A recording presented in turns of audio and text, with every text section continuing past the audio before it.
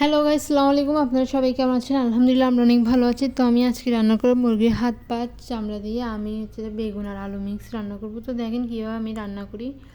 তো প্রথমে চুলায় আমি একটা হাঁড়ি বসিয়ে দিয়েছি, এবার আমি পরিমাণ তেল দিয়ে দিয়েছি। তারপর এবার দিয়ে দিব আমি পেঁয়াজ কুচি।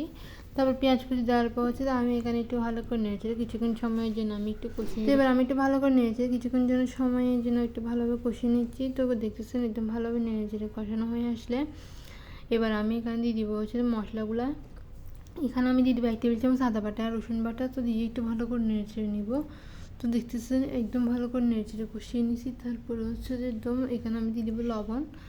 তো লবণ দেওয়ার পর তারপর দিয়ে দেবো মরিচের গুঁড়ো। তারপর দিয়ে দেবো ধনিয়ার গুঁড়ো, জিরার গুঁড়ো। তো সবগুলো মশলা দিয়ে একদম ভালো করে নেড়ে কিছুক্ষণের জন্য আমি এগুলো একটু ভালোভাবে কষিয়ে নিব। তো আপনারা কিন্তু অবশ্যই পুরো ভিডিও দেখবেন, দেখে কিন্তু অবশ্যই কমেন্ট করতে বলবেন যে আমার রান্নাটা কেমন হয়েছে। তো ওইদিকে আমি নেড়ে একদম ভালোভাবে কষিয়ে নিচ্ছি। তো একটু অল্প পরিমাণ পানি দিয়ে দেবো যাতে মশলাগুলো পড়ে না যায়, মশলাগুলো যাতে চলে যায়। এবার আমি এখানে দিয়ে দিলাম কি চামড়াগুলো, তারপর মুরগির হাত পা মানে যা যা আছে আর কি মুরগি সব কিছু এখানে দিয়ে দিলাম।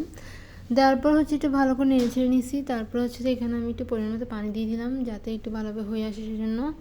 তো এবার আমি এখানে বেগুন আর আলুগুলো দিয়ে দিব। তো বেগুন আর আলুগুলো একসাথে দেওয়ার পর একটু ভালো করে নেড়ে ছেড়ে নিচ্ছি। তো দেখতেছেন একটু ঝোল দিব আমি এখানে, একটু পানি দিয়ে দিব যেহেতু ঝোল করে রান্না করবো সেজন্য হয়ে গেছে। এবার আমি চুলাটা বন্ধ করে দিচ্ছি।